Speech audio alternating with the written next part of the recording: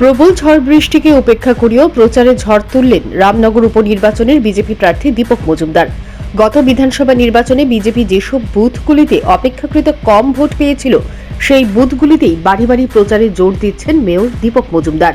পুরো রামনগর এলাকা হয়তোবা বাড়ি বাড়ি যাওয়া সম্ভব হবে না, পথসভা, পদযাত্রা, বাইক মিছিল ইত্যাদির মাধ্যমেও প্রচার চালিয়ে যাবেন জানান মেয়র দীপক মজুমদার।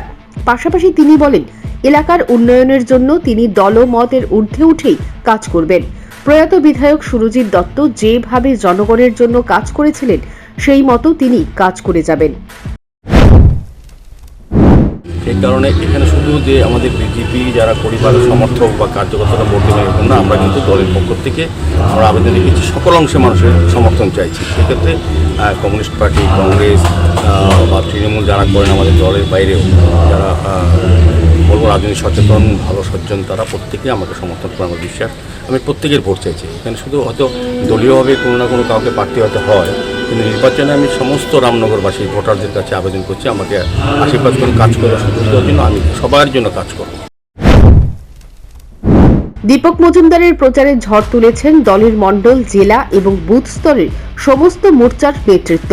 প্রচারে কোনো অংশে ফাঁক রাখতে চাইছেন না, তবে গণদেবতার আশীর্বাদ ওনার পক্ষেই আসবে বলে আশাবাদী mayor Dipak Majumdar. Bureau report, news prime Tripura.